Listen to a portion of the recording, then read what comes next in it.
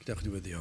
Diolch yn y Dio Dduw unwaith eto am y fraint o cael dod ger dy fron. I ni'n cyflwyno'n hamser i ti, yn gofyn i ti'n helpu ni, nerthu ni, i dy addoli di ac i wneud hyn mewn ffordd sydd yn dwy'n clod i'th enw di. Tywallt ysbryd arnom. I ni'n gofyn hyn oll trwy enw a ceiddiant yn harglwydd Iesu Grist. Amen.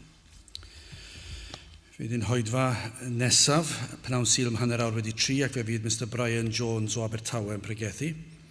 Fel y gwyddoch chi, i ni'n parhau fethu cymryd casgliad ar y Sul. Os hoffech chi gyfrannu tuag at y gwaith, mae croeso i chi gysylltu â fi neu un o'r stiwardiad. Wrth i ni ganu ein hemynau, i ni'n gallu canu nawr yn dawel, ond dal i wisgo mygydau. Felly croeso i chi ymuno gyda'r recordiad, ond fyddwn ni'n aros ar ein heistedd. Gyda chi ddarllen gair Duw, ail epistol Paul a Timotheus, yr benod gyntaf, ac yn dechrau yn yr adnod gyntaf. 2 Timotheus, y benod gyntaf.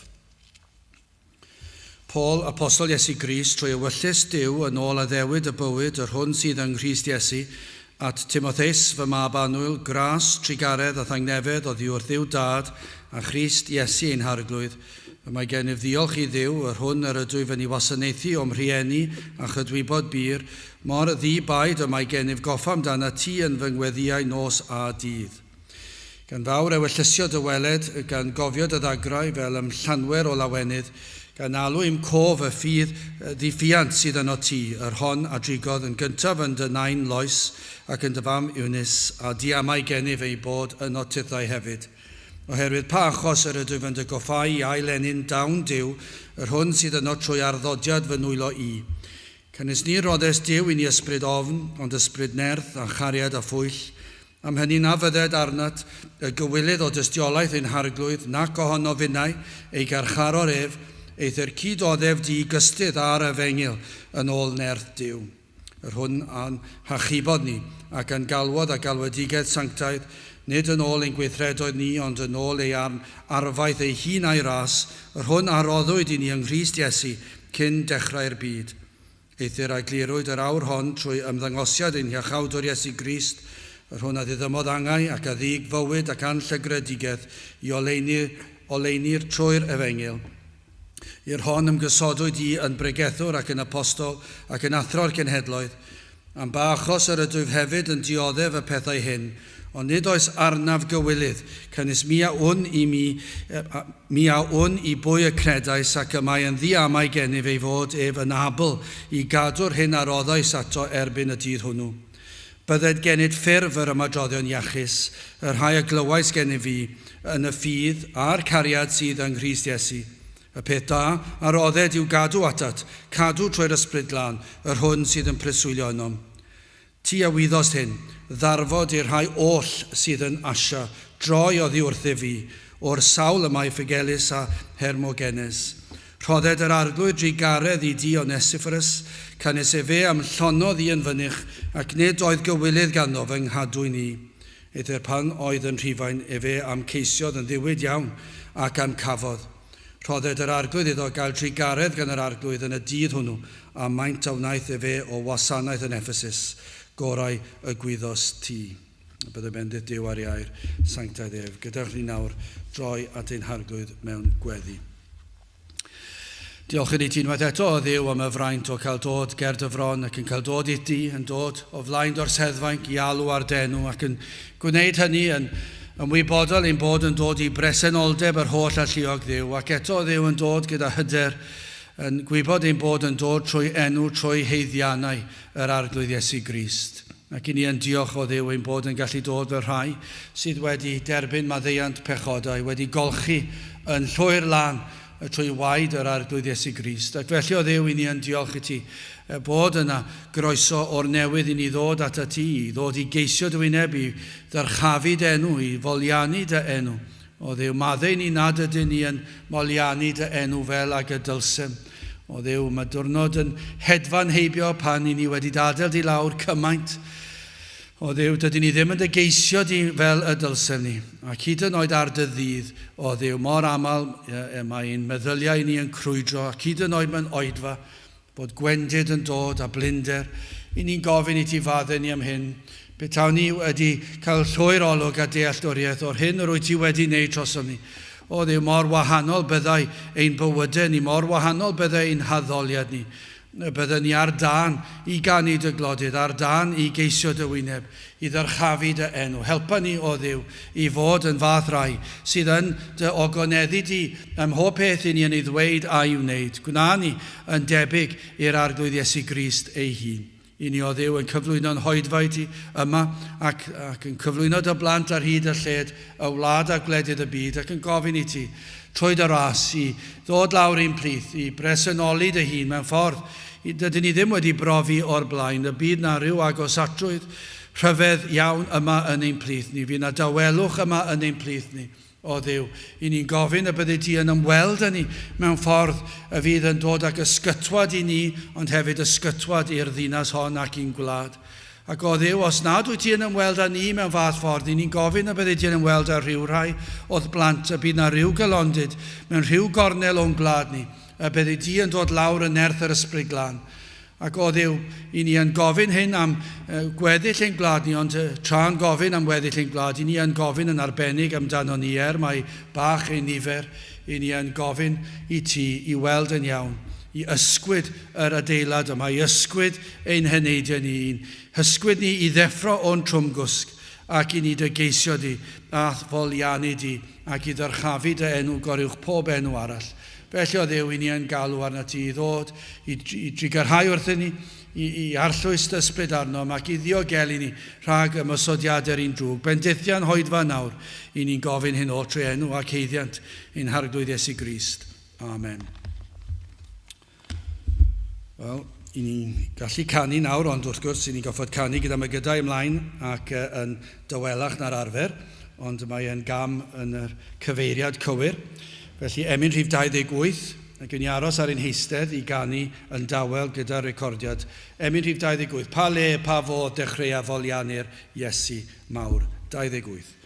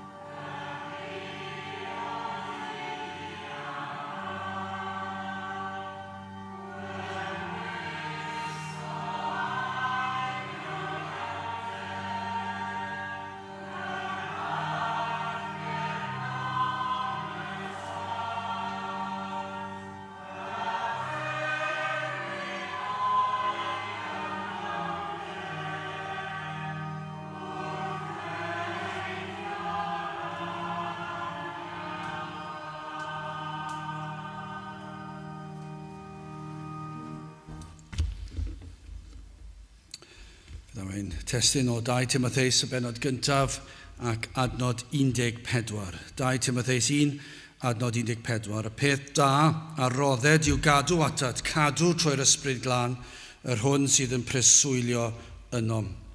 Nawr, mae yna lawer o gyngor yn y darn yma. Ond o'r cychwyn, cynghora Timotheus i ddysgu gwers bwysig o'r sawl oedd yn agos iddo. Dyna beth mae Paul yn ei wneud. I ddysgu o'r rhai oedd yn anwyl iddo. Nawr, wrth gwrs, ni ellir defnyddio'r cyngor yma bob tro. Allwn ni ddim dweud oedd bawb, na dyma beth sydd yn drist, dysgwch o'ch rhieni, neu o'ch brodyr, neu chwiorydd, neu ewythr, neu beth bynnag. Ni ddim yn gallu dweud na oedd bawb. I ddweud i gwir, bydd yna lawer iawn, na'r peth ola byddwn ni'n ei ddweud. Cymerwch gyngor. Mae'n rhyfedd ond diwe. Bydd yna lawer efallai sydd ddim yn addas i roi cyngor. Bydd yn rhoi y cyngor anghywir yn y byd yma. Pe tawn ni'n edrych ar hyd a lled y byd, mi byddwn ni'n gweld llawer fyddwch chi'n meddwl, wel, falle nid y gorau i roi cyngor. Na fydd yna rai yn gallu rhoi cyngor, a llawer yn gallu rhoi cyngor da. Ond llawer ddim. Felly ni ddim yn gallu dweud na rywsut. Ond yn sicr yn y byd ysbrydol, ni ddim yn gallu ddweud rywsut chwaith. Hyd yn oed ymhlith yr rhai sydd yn proffesu. Byddwch chi'n dweud, a fyddwch chi yn gyffyrddus petai nhw'n rhoi cyngor i'w plant neu i'w rhieni nhw. Ac i chi ddim yn siŵr am hynny chwaith. Achos nid ydyn yn esiampl yn aml. Yn y byd, dydy'r byd yn aml ddim yn esiampl ar foesau, ar sut i fyw. Neu ddim yn esiampl dda ar fynychu cwrdd lle mae'r efengil yn cael ei ffrigethu. Y byd yn sicr ddim yn gwneud hynny. Ddim hyd yn gwybod bod na oedfaon ar y sil. Ond yna, os ewch chi camu ymlaen at rhai sydd yn gwneud proffes, a un o proffes fel byddwn ni'n gallu i adnabod efo rhywbeth efengylaidd, rhywbeth sydd yn feiblaidd. Ac eto fyddwch chi'n meddwl, ydyn nhw'n rhoi y cyngor gorau? Ydyn nhw'n rhoi yr esiampl orau? Byddwch am hob peth, byddwch am bob oed, beth bynnag yw e. Cadwch o'r byd, peidiwch a gwneud hyn, newch y llall y cyngor gorau. Ac chi'n gorfod meddwl, wel, dim bob tro maen nhw'n rhoi y cyngor gorau. A dyn nhw'n pwyntio at Grist, at ddiwioldeb, at sancteiddrwydd. Ond yn yr achos yma'n 2 Timotheus, mae'n mor wahanol, mae'n hyfryd ond diwe. Adnod 5, gan alw cof, y ffydd ddiffiant sydd yn o ti, yr hon a drigodd yn gyntaf, yn dy nain loes, ac yn dy fam Eunice, a di amau gennyf ei bod yn o tithau hefyd. Diwiol oedd ei fam. Ac yn ysgystal ei nain ei fam gi, roedd ei fam a'i fam gi yn ddiwiol. Ond hefyd, yn yr achos yma, roedd ganddo fe ddylanwad Paul ar ei fywyd hefyd. Ac felly mae Paul yn galw na dysga wersi gan dy fam, gan dy nain a gen I fi. Mae eisiau ti wrando.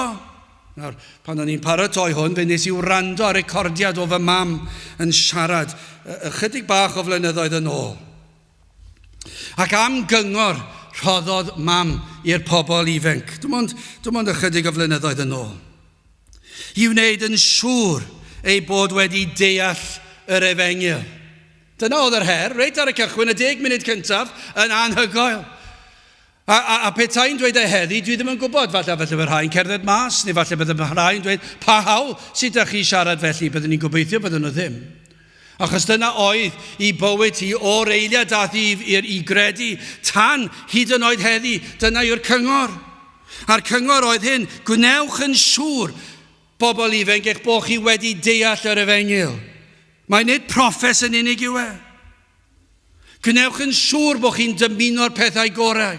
Ac yn yr achos yr oedd I wedi rhoi darlun I ni, rhoi disgrifiad o achlysur a ddigwyddodd o un oedd wedi mynd yn llwyr i'r byd.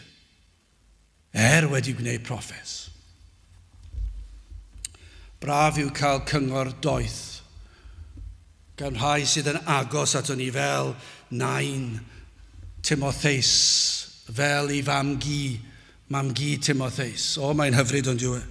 Ond nid llawer sydd yn gallu tysio hynny. A dyna chi dristwch, petai Timotheus ddim wedi cymryd y cyngor. Dyna chi dor celonis yw e. A dyna dor celonis yw e pan dyw teulu ddim yn cymryd cyngor yr rhai sydd yn ddiwiol. A dyna dor celonis yw pan bod y bobl sydd yn mantais cael y fantais o wrando ar gyngor gan y diwiol ond ddim yn gwrando ac yn gwrthod gwrando ac yn dweud mae'r rhaid i ni symud gyda'r oes. Gwai nhw. Dyna be mae'r ysgrythur yn ei ddweud. Gwai nhw. Fe fydd y dydd yn dangos ac yn datgelu'r cyfan. Ond i fydd e? Falle cawn ni ddim gweld hyn tra ar y ddaear, ond yn rhagwyddoldeb fe ddaw yn glir. Os nad ydyn ni'n cymryd ein cyngor, yn dysgu'n gwersi. Dyma her sydd fan hyn o'n blaen ni. Dyma alwad i sefyll yn glir o'n blaen ni. Wel, yn gyntaf, hoffwn ni edrych ar ymadroddion Iachus ac yn anail y pethau da ac yn olaf yn drydydd cymerwn gyngor. Wel, yn gyntaf, ymadroddion Iachus, adnod 13, bydded gennyt ffurf yr ymadroddion Iachus. Dyna be mae'n dweud, dilyn y patrwm. O, bydded gennyt ffurf yr ymadroddion Iachus. Y rhai y glywais gen i fi, yn y ffydd a'r cariad sydd yng Nghrist Iesu. Ond wrth gwrs mae'n cyfeirio at mam Timotheus ac at mam gi Timotheus at ei nain e.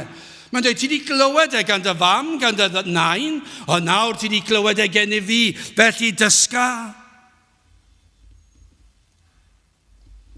O, bydded gennyt ffurf yr ymadroddion Iachus. Chi'n gwybod, mae yna lawer o bwysles heddiw yn does yn y dyddiau yma ar egwyddorion iachusol, llesol, ymadroddion Iachus yma. O fe elwyr arnom i hyrwyddo iechyd ym mhob cwr a chornel o byd modern. Mae'n rhyfedd ond yw e. I ni'n byw mewn oes lle nad yw pobl wir yn poeni, ond eto gyd yn rhoi y pwysles ar fel petai nhw yn gofalu. Ond i ni'n byw mewn oes gwbl hunanol. Yn byw i blesio'r hunan. Ac eto, beth sy'n cael ei hyrwyddo ym mhob cwr a chornel o'r wlad, lle bynnag i chi, ymyd addysg, ymyd iechyd, ymyd gwleidyddiaeth, ar y teledu, ar y newyddion, ar y radio, ar y papur newydd, popeth, yw cyflwr iechyd, corff a meddwl. Ond ydy hwnna'n wir? Ac wrth gwrs, mae e'n bwysig. Mae e'n bwysig. Anghyfrifol yw'r sawl sydd yn anwybyddu iechyd a'r hyn sydd yn llesol iddynt o ran corff a meddwl. Does neb yn dilorni hynny. Ond tragedy yw'r ffaith yr anwybyddur yr hyn sydd mwyaf llesol oll.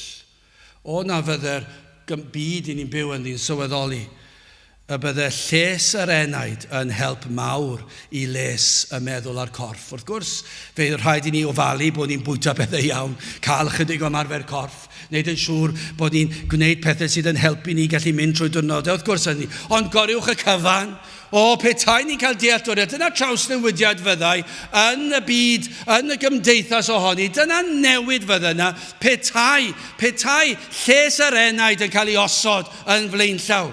Bydd yna drawsnewidiad anferthol. Mae'n ymdrech fawr ar y materion eraill. Arian mawr yn cael ei fuddsoddi a'i daflu tuag at iechyd corff a meddwl. Ond bron ar goll yn llwyr yw y pwyslais ar iechyd yr enaid, lles yr enaid. Ac y ddiamai, dyma yw y peth pwysicaf oll. Tynged enaid sydd yn anfarwol. Nid yw'r enaid yn gallu marw. Mae'r corff yn gallu marw, ond ar y mwyaf mae'r corff dyddiau hyn, tybiwn ni ddim yn gallu byw mwy na 120 o flynyddoedd, a byr yw 120 o flynyddoedd. Sa'n gwybod os neb wedi cyrraedd 120 yn y dyddiau hyn lle ni'n byw, falle bod ambell un dwi'n yn gwybod, ond ar y cyfan does neb, ond mae'r amser yn hedfan. Mae'r amser yn hedfan, dwi'n awr yn 56. Ond dwi'n teimlo fel fy mod i'n 16, 26. Dwi dal yn teimlo'n ifanc yn fy meddwl, ond y corff ddim gweith teimlo mor ifanc y hynny, ond yn dechrau teimlo'r oedran yn cropio lan. Allai ddweud wrthych chi hyn, dim ond teimlo fel ddoi oedd hi pan oeddwn i'n 36 yn 26. Dim ond ddoi. Oedd yn teimlo fel ddoi, ond mae blynyddoedd, mae yna degawdau wedi mynd. Ac os fyddai'n cael byw tan fy mod i'n 86, 96, allai ddweud hyn, fe fydd yn hedfan mor gyflym. Ond mae'r pwyslais sydd yn cael ei rhoi am y blynyddoedd byr hynny, bod ni'n ofalus o'r corff, bod ni'n bwyta'r pethau iawn, yn gwneud, cael digon o gwsg, yn cael y gwely gorau posib, yn gwneud hyn a'r llall i hybu ein iechyd corfforol, ac hefyd meddylion. Ond beth dyn nhw'n sylweddoli, mae'r enaid, dyw'r enaid byth yn mynd i farw. Mae'r enaid yn dragwyddol, mae'n anfarwol, mae'n mynd i fynd ymlaen. Ac felly, o'n i ddylai'r pwyslais fod ar lles yr enaid. Nawr mae Paul yn pledio a Timotheus, dal yn dyn ar yr hyn yr wyt ti wedi glywed, gan dy fam, gan dy nain, ac en efinau Paul hefyd. Mae am iddo sylweddoli yn llwyr yr hyn yw sefyll dros yr efengyl. Pam? Achos dyma sydd yn llesol i ddennau di. Dyma beth sydd wir yn llesol. Bydded gennyt ffurf yr ymadroddion Iachus. Mae am iddo wybod y bydd dioddef. Mae Paul eisiau i Timotheus sylweddoli, Timotheus, sylweddola hyn, fe fyddi di'n dioddef. Mae yna rai wedi troi cefn arna i, mae Paul yn dweud. Mae yna rai sydd â cywilydd ohona i sydd yn y carchar, yn dioddef dros yr efengyl. Ond pai di a fod â chywilydd, pai di a gofni dioddef dros yr efengyl ac erledigaeth a siomedigaeth. Mae Paul yn ceisio arwain Timotheus, dal yn dyn yn y pethau yma, paid a gadael siom, paid a gadael erledigaeth a dioddef a'r carchar i dy ddychryn di. Mae hyn yn amlwg o adnod 15, gwrandewch ar hyn, mae yn ofnadw yn diwe. Ac eto, onid dyma beth sydd yn digwydd heddi. Onid dyma beth sydd yn digwydd i'r rhai sydd yn ffyddlon. Yn sicr yn yr oes yma oedd yn digwydd i Paul. Gwrandewch ar adnod 15. Ti a wyddost hyn, ddarfod i'r rhai oll sydd yn asia droi oddi wrth fi. O'r sawl y mae Ffigelus a Hermogenes. Dwi wedi gweld yr rhai oll o Asia wedi troi cefn arna fi. Nawr, siwr o fod, y tybiaeth fyna, maen nhw wedi troi cefn ar yr efengyl neu ar y safiad clir hefyd. Nad yw yn dweud hynny, ond dyna beth ni'n cymryd yn ganiataol. Ond mae Paul yn dweud, maen nhw wedi troi cefn arna i, a mae yna ddau wedi siomi fy'n arbennig. A mae'n dweud, Timotheus, bydd yn barod, mae rhaid i sefyll, gwna'n siŵr bod ti'n deall yr efengyl. Rhaid i ti sefyll ar y graig a pharhau i sefyll. Dal yn dyn yn yr hyn sydd yn llesol, yn iachusol i ddenaid. Nawr mae Paul wedi gosod, mae'n dweud iddo, wedi gosod patrwm iddo i ti. Ffurf yr ymadroddion Iachus. Dal yn dyn ar y patrwm dwi wedi osod i ti. Paid a gollwng dy afael. Gwna'n siŵr. Gwna bopeth posib i wneud yn siŵr fod y pethau yma yn ddiogel gennyt. Mae hyn yn dechrau'n ei brofiad o achubiaeth sydd yn llwyr ganolog ar yr arglwydd Iesu Grist. Dyna beth mae'n dweud. Mae'r cyfan yn ganolog o amgylch Iesu Grist, ffydd a chariad tuag at Crist. Geilw arno i beidio cael ei ddylanwadu gan gau a thrawiaeth oedd ar led ar y pryd. Mae Paul, mae baich dy fe, mae wedi gweld mae yna ymosodiad ar yr efengyl. Ond nid yw e'n canu cloch heddi. Ac eto mor wahanol heddi i 2000 o flynyddoedd yn ôl. I ni heddi yn rhybuddio pobl ac maen nhw'n dal dig. I ni heddi yn pregethu'r efengyl ac maen nhw'n cadw draw. I ni heddi yn dweud beth yw'r safonau ac maen nhw'n colli tymer. A mae'n anhygoel yn diwedd. Ond dyma be gafodd Paul. Fe drodd y cyfan i cefn ar Paul. Yr rhai oll o Asia wedi troi cefn. Ond nid dyma yw'r broblem dro ar ôl tro. Dyw'r dealltwriaeth o'r efengyl ddim cweit yno. Eto yn yr oes yma, mae fel petai dim hawl dyn ni cwestiynu hynny. Ond os nad oes ffrwyth i'w weld, os nad oes sancteiddrwydd a dywioldeb, a purdeb, a dyheu am sefyll dros yr efengyl, yna rhaid gofyn y cwestiwn. A dyma yw baich Paul am Timotheus. Mae wedi dweud, Timotheus, ti wedi cael dy fagu gan dy fam a gan dy nain, ac ti wedi cael dy ddysgu gen i. Gwna'n siŵr bod ti'n cadw at y patrwm di wedi osod i ti. Gwna'n siŵr bod ti'n cadw at yr efengyl. Gwna'n siŵr nad wyt ti yn cael dy ddylanwadu gan gau a thrawiaeth. Roedd gau a thrawiaeth yn rhemp pryd hynny, ac mae e'n rhemp yng Nghymru.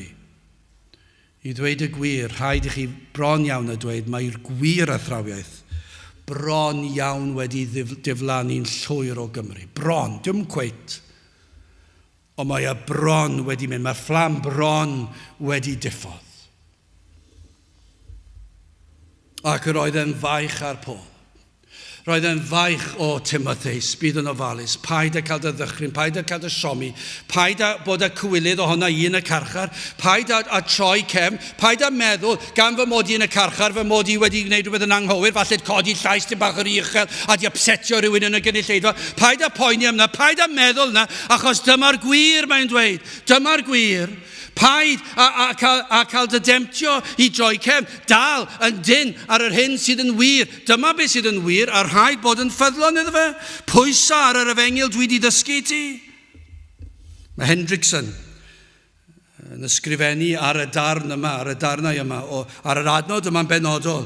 Ac mae e'n dweud hyn sut y mae llawer heddiw, ac i ni gallu dweud heddi am Hendrickson, yn y cyfnod i ni'n byw ynddi o leiaf. Y mae llawer heddi yn dweud nad oes llawer ots yr hyn a gredwch chi, cyn belled eich bod yn ddidwyll yn eich cred. Mae hynny sydd bwysig. Dyna be mae Hendrickson oedd yn dweud, dyna oedd y broblem. Roedd e'n gwynebu hyn hefyd, Hendrickson. Ac i ni'n ei wynebu fe, mae pobl yn dweud, does dim ots os ych chi cweit yn glir ar bopeth. Cyn belled bod chi'n dweud bod chi'n caru Iesu Grist. Dyna i gyd. Ond dwi ddim yn ymwybodol bod hwnna'n ysgrythurol. Wrth gwrs, dydyn ni ddim yn dweud byddwch chi'r diwynyddion mwyaf a dealltwriaeth lawn, ond un peth i chi'n disgwyl yw byddwch chi'n deall yr efengyl yn ei symlrwydd. Mae Crist yw popeth i chi, ac bod chi wedi gweld eich pechod ac wedi farhau a phwyso'n llwyr ar fywyd a marwolaeth ac adgyfodiad Crist. Na'r dyna'r peth yr egwyddorion pwysig, ac bod beth sydd wedi digwydd i chi, bod yna gwirth wedi digwydd, a bod chi wedi cael yr hedyn o sancteiddrwydd wedi heblannu yn eich enaid, ac bod chi yn rhodio ar hyd o llwybr cil. Na, dyna beth i'n chwilio amdano, ac wrth gwrs fe fydd dealltwriaeth yn tyfu wrth i chi fynd yn hun. Ond i ddweud sdim ots beth i chi'n credu, neu beth i'r oes heddi yw, sdim ots sut i chi'n addoli. Sdim ots sut i chi'n addoli. Ac eto'r hyn i'n ffordd i'n addoli yw adlewyrchiad o'r hyn i'n ei gredu.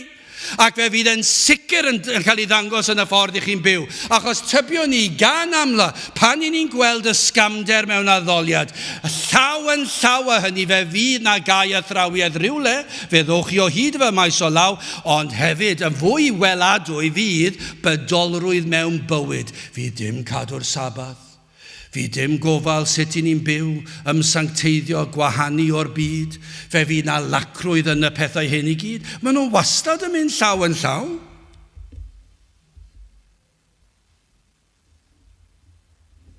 Mor bwysig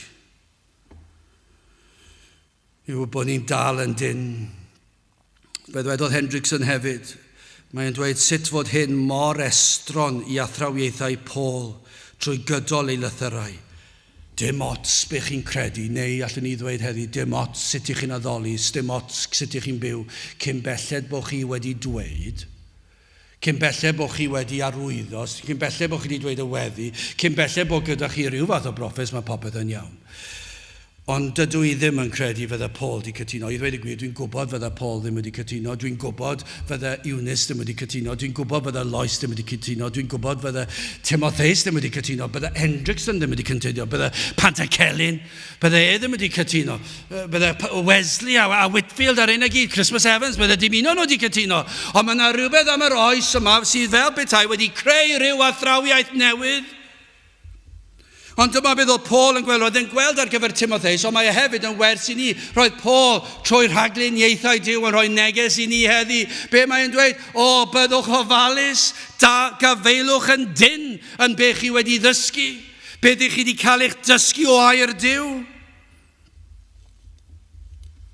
Mae Paul, mae fel arlunydd yn gwneud amlinelliad cyn dechrau ar y peintio. Chi'n gwybod pryd mae'r arlunydd falle'n cael pensil ac yn gwneud yr amlinelliad, ac yna pan i chi'n dod i peintio, mae'n lot yn haws chi'n peintio i fewn rhwng y llinellau. A dyna be mae wedi dweud. Mae'n dweud o Timotheus, dwi wedi rhoi yr amlinelliad o pethau pwysig i ti, dal yn dyn yn y pethau hynny. Dilyna'r prif egwyddorion. Be mae'n dweud? Cofia Crist croeshoeliedig. Paid byth ac ymadael o hyn. Fe ddyle bob un peth dod nôl at Iesu Grist ar groes. Dyna'r unig obaith.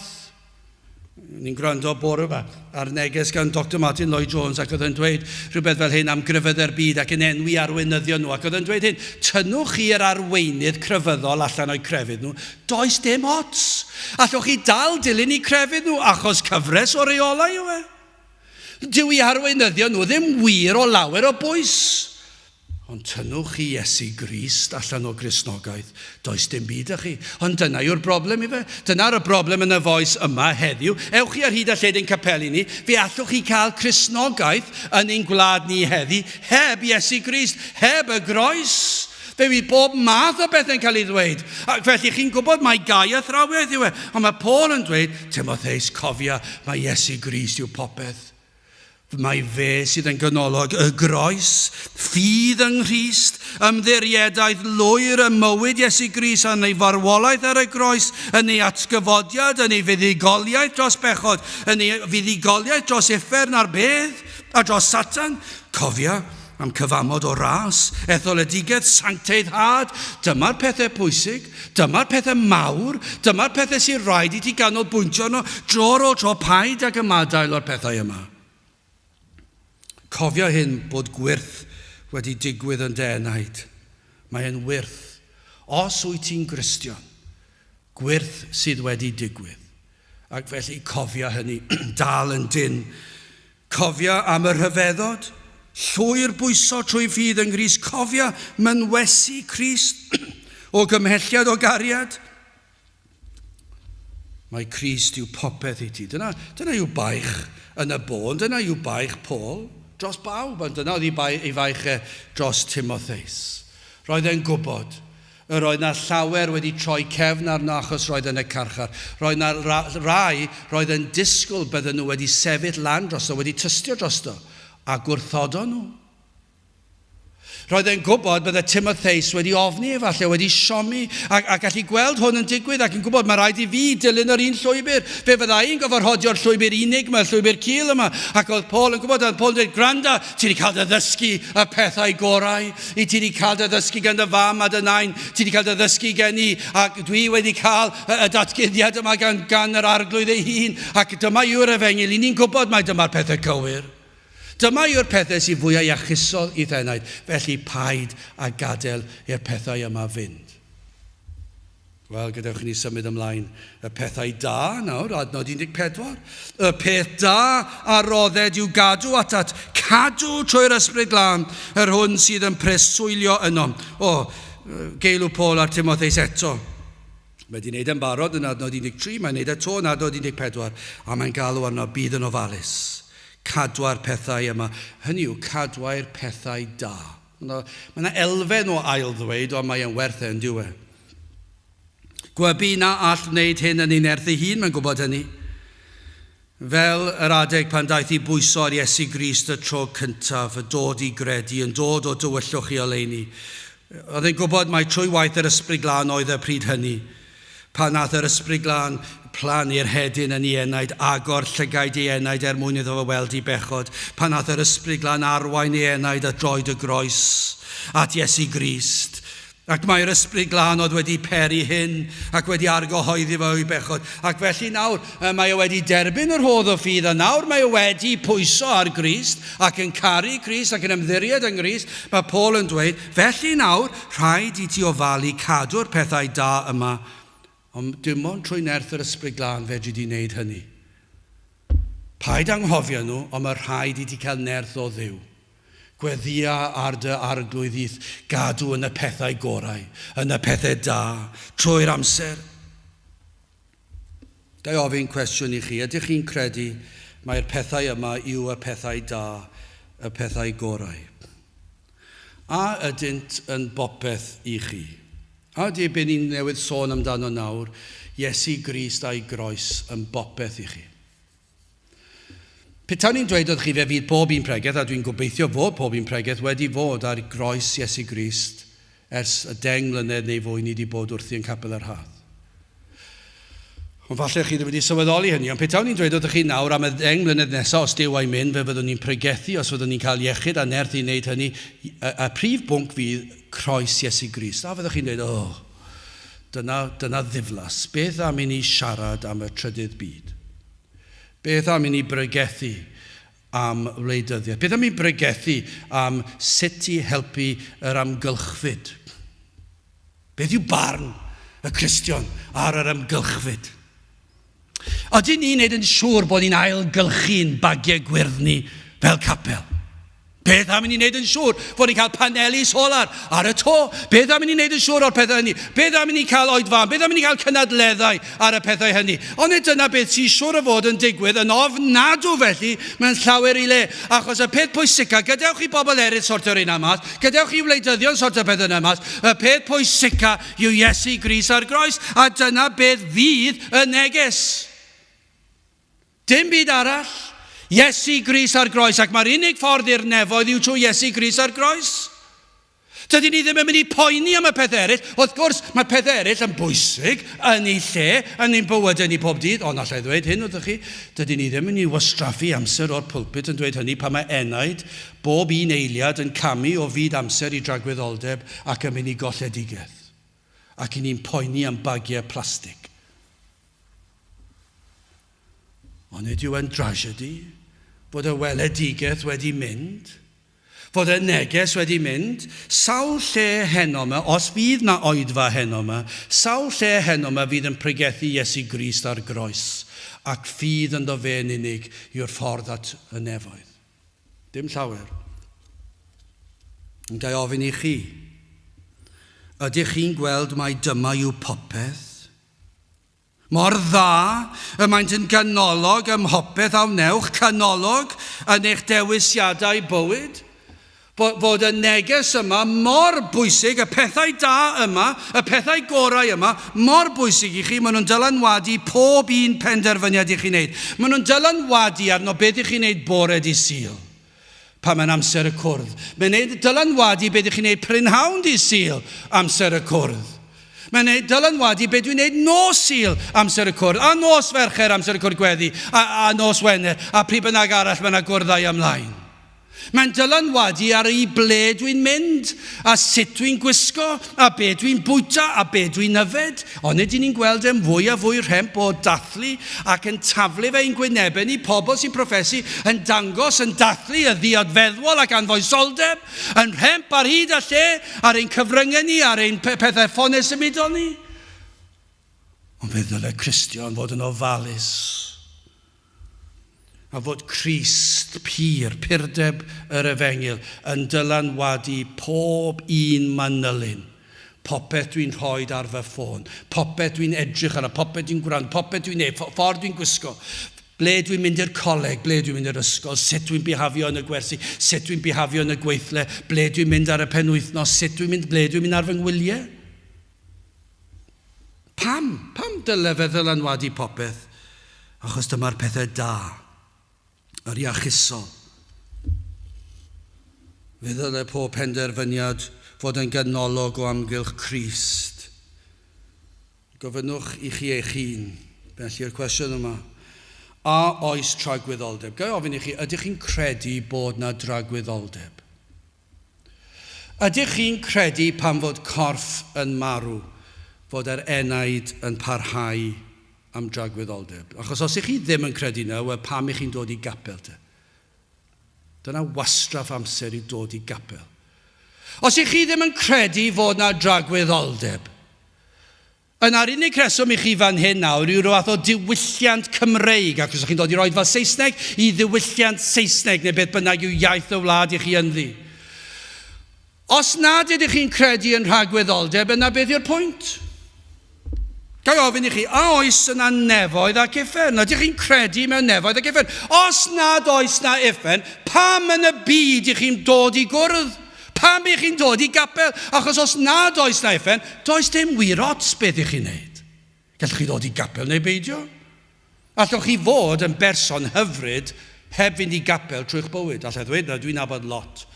Rhai o'n nhw, pobl neisa, dwi wedi cwrdda. Ond erioed dwi wedi bod i gapel, di-grefydd llwyr. Felly os ych chi'n dod i gwrdd achos ych chi'n dweud, wel, dwi ddim yn credu mewn uffern, dwi'n yn credu mewn cosbedigedd, ond dwi'n credu mewn nefoedd, ond beth ych chi'n dweud felly yw fe fydd pawb yn mynd i'r nefoedd. O ble chi wedi dysgu hynny, dwi ddim yn gwybod. Achos os oes yna nefoedd ac uffern, ac os yw hynny yn dragwyddol, a dyna be mae gair Duw yn dweud wrtho ni, a dyw'r mwyafrif o bobl ddim yn licio fe, dyna pam nhw'n troi cefn arno ni. Dyna pam dyn nhw ddim yn dod i'r oedfaon. Dyna pam dyn nhw ddim yn licio meddwl falle bod nhw ddim wir yn Gristnogion. Achos dyn nhw ddim yn licio meddwl am y peth. Ond os oes nefoedd ac uffern, a'i fod yn dragwyddol, yna ceir cryn dipyn o bwysau ar yr hyn a ddywed gair Duw felly. O, mae e'n newid peth yn diwedd. Achos os oes tragwyddoldeb, ac os oes yna nefoedd, ac os oes yna uffern, yna mae e'n newid popeth i ni. Achos y ngair Duw yma na wybodaeth hanfodol. Achos dyna be mae gair Duw yn dysgu ni. Mae gair Duw yn dweud wrthyn ni fod na dragwyddoldeb. Does dim marw ar enaid neb. Mae gair Duw yn dweud wrthyn ni fod na uffern a fod na nefoedd. Dwi ddim yn neis pregethu ar uffern. Mae'r peth anoddau i gyd i wneud. Ac o petawn ni'n gallu meddwl mwy amdano, falle byddai'r pregethu lot yn wahanol. Wel, yn sicr fydde fe lot yn wahanol. Ond dwi ddim yn hawdd i pregethu'r peth yma. Ond dyma be mae gair Duw yn dysgu. Ond hefyd mae gair Duw yn dweud wrthon ni sut gellir osgoi colledigaeth tragwyddol. Dyna be mae gair Duw yn dweud o Genesis hyd datguddiad. Mae yn dweud wrthon ni beth yw'r ffordd i osgoi colledigaeth ar farn a sut i etifeddu bywyd tragwyddol. Mae Iesu Grist wedi dweud ei hun. Ioan 14:6. Yr Iesu a ddweud wrtho, my fi yw'r ffordd a'r gwirionedd a'r bywyd, nid yw neb yn dyfod at y tad ond trwy o fi. Felly mae Iesu Grist wedi dweud, does dim crefydd arall yn bodoli. Does dim ffordd arall i nefoedd. Yr unig ffordd i'r nefoedd yw trwy Iesu Grist. A mae'n dweud fi, Iesu Grist mae'n dweud, yw'r ffordd. Fi yw'r ffordd i'r nefoedd, felly gwrandewch a beth dwi'n dweud. Fi yw'r gwirionedd, mae pob gair dwi'n ei ddweud yn wirionedd. Ac fi yw'r bywyd, os i chi am fywyd ysbrydol a thragwyddol. Dewch at Grist, dyna beth mae'n dweud, a dyna beth oedd Paul yn dweud. Felly dyna pam mae Paul yn dweud y peth da a rodded i'w gadw atat. Gwerthfawr. Felly yw'r hyn a ddywed a ddangosau ni. Dyna be mae'n dweud. Mae mor werthfawr yw'r pethau da yma. Iesu Grist yn dangos y ffordd i ni osgoi colledigaeth ac i etifeddu tragwyddoldeb. Mor werthfawr yw'r pethau da yma. Iesu Grist yw'r hosyn Saron, lili'r dyffrynnoedd. Iesu Grist yw ein harchoffeiriad. Nid yn unig y mae'r Iesu yn pledio drosom ni ac yn eirio drosom ni, ond Iesu Grist yw'r aber drosom ni. Fe arroddodd ei fywyd a dywallodd ei waed fel y gallem cael ein golchi yn wynach na'r eira. Does dim byd mwy gwerthfawr, mwy llesol, mwy achusol na'r pethau da yma. Dyma yw y peth pwysicau i bregethu amdano. Dyna pam i ni ddim yn gwastraffu amser ar ddim byd arall. Achos dyma'r pethau da. Dim syndod fod yr emynydd yn dweud, nid wy'n gofyn bywyd moethus air y byd na'i berlau man. Gofyn rwyf am galon hapus, calon ones, calon lan. Calon lan yn llawn da ioni, tecach yw na'r lili dlos. Mae'n fwy teg, mae'n fwy prydferth. Calon sydd yn lan. Sut mae calon yn lan? Mae calon yn lan gan ei fod wedi olchi yng ngwaed Crist. Mae'n wynach na'r eira. Mae fi yw'r ffordd, y gwirionedd a'r bywyd. Iesu Grist yw pob dim. O, dywed hyn gan mai dyma'r pethau mwyaf gwerthfawr. Mae'r emyn arall yn ei ddisgrifio fe'n wych yn dios. Iesu, Iesu, rwy ti'n ddigon, rwy ti'n llawer mwy na'r byd, mwy trysorau sy'n dy enw, na thrysorau'r undiau. Pa drysor sydd yn Iesu Grist? Yr unig ffordd i cael maddeuant pechodau yw trwy Iesu Grist yn cymryd y gosb yn ein lle ni ar y groes. Ac felly, dyna pam mae'r emynydd yn gallu dweud, Iesu, Iesu, rwy ti'n ddigon, Nid oherwydd y esiampl yn unig, ond oherwydd y farwolaeth ar y groes. Dyna lle brynes di, tales di'r pris am fy rhyddid di. Rwy ti'n llawer mwy na'r byd mwy trysorau sy'n dy enw na thrysorau'r India i gyd, oll yn gyfan, ddaeth i meddiant gyda'm Duw. Y mae gwedd dy wyneb grasol yn rhagori llawer iawn ar bob peth a welodd llygad ar hyd wyneb deiar lawn. I ti'n fwy prydferth na bopeth? Rhosyn Saron, ti yw tegwch nef y nef. Mae Paul yn dangos iddo sut mae'r efengil o werth anisgrifiadwy, neu mae'r gair arall anrheithadwy. Does dim modd i dreithi fe. Ac fel y mae o werth anrheithadwy, dydych chi ddim yn gallu ddisgrifio fe, fel y mae'r efengil, fel y mae Iesu Grist o werth anrheithadwy, mae'r elw yn anrheithadwy hefyd. Y mae'r elw i ni sydd yn dod o'r efengil o Grist, tu hwnt i eiriau. Y hyn a wna Iesu Grist ar y groes drosom yn cymeryd ein cosb tragwyddol oddi wrthym, o elw tragwyddol i ni. Ac felly geilw Paul ar Timotheus, be mae'n dweud o cadw'r pethau yma. Dal dy afael yn dyn. Paid a llacio dy afael. Dyma'r pethau pwysica. Gwna'n siŵr dy fod ti bob un cyfle yn manteisio. Yn manteisio. Ond nid yw yn tragedy pan ych chi'n gweld pobl, yn gweld teulu ddim yn manteisio ar yr hyn maen nhw wedi cael ei magu i'w glywed dros degawdau. Mae'n ofnadw yn diwedd, fydd yr atebolrwydd iddyn nhw llawer gwaith na'r rhai sydd erioed wedi clywed.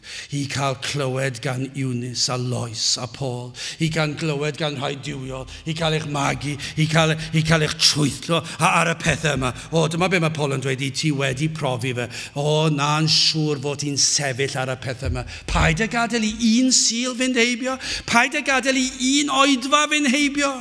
Paid a gadael i unrhyw esgus, blinder, gwaith, beth bynnag yw e. Gwna'n siŵr bod ti'n rhoi dy ore gafael yn dyn yn y pethau yma. Cadw dy weledigaeth yn glir, mae'n dweud. Mae yna gai athrawiaeth yn rhemp ar hyd y lled. Ond os ti'n cadw dy lygaid ar Grist, dyna'r peth gorau ac yn olaf yn sydyn, yn drydydd, cymerwn gyngor. O'r bydde pob un ohonom yn derbyn y cyngor a gweithredu ar hynny. Os yn Gristion neu'n geisiwr neu'n ddifater llwyr, o am gyngor pwysig. Gwnewch y mwyaf o'r cyngor, o'r athrawiaeth a ddysgur gan Paul yn yr efengil. Cadwch yn agos at y pethau da yma. Ymdrechwch i wrando ar fath athrawiaeth cymaint a sydd phosib. Mwynhewch gymdeithas y sawl sydd yn mynwesu'r pethau da yma.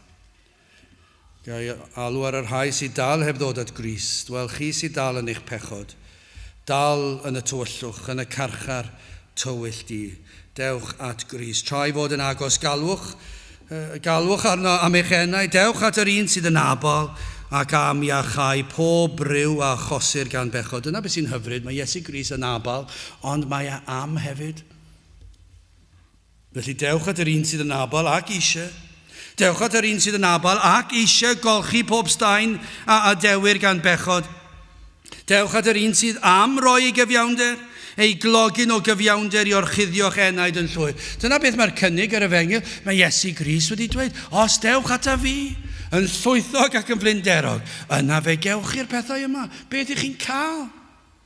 Chi'n cael maddeiant pechodau, chi'n cael heddwch cydwybod, heddwch rhwng chi a Duw. Chi'n cael bywyd tragwyddol. Chi'n cael eich golchi'n lan, mae'r cydwybod yn cael ei olchi'n lan. Mae'r cyfan yna yn Iesu Grist, felly beth i chi fod i'n neud? Wel, dewch ato tra fod e'n agos. O, bydded gennym ffurf yr ymadroddion Iachus. Yr rhai a glywais gen i fi yn y ffydd a'r cariad sydd yng Nghrist Iesu. Y peth da a rodded yw gadw atat, cadw trwy'r ysbryd glân. Yr hwn sydd yn preswylio yno. Gadewch i ni weddio. O Dduw, i ni yn diolch i ti am y rhybuddion, am y cyngor, i ni yn diolch am yr efengyl sanctaidd. Ac yn gweddio, Dduw, mae'r pethau yma fydd y pethau da, y pethau gorau, y pethau mwyaf gwerthfawr yn ein bywydau. Byddwn ni'n llwyr bwyso ar Grist, am ein heneidiau, am dragwyddoldeb, am fywyd dragwyddol. O Dduw, tyrd gweithio yn ein plith, tyrd tywallt ysbryd glân lawr arnom, gad iddo weithio yn rymus yn ein plith unwaith eto. I ni'n gofyn hyn ôl trwy enw ac heiddiant ein harglwydd Iesu Grist. Amen. Wel, i orffen gen i aros ar ein heistedd, ond i ni yn gallu canu nawr, ond canu'n dawel. Emin rhif 588, anweledig rwy'n dy garu, rhyfedd y diwnerth dy ras, 588.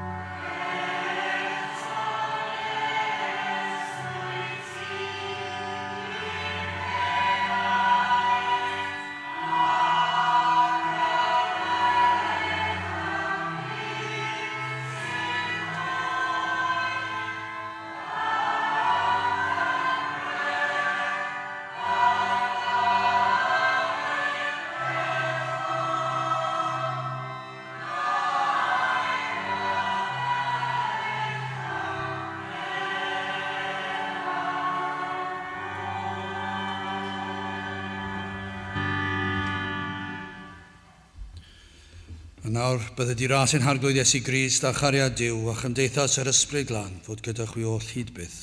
Amen.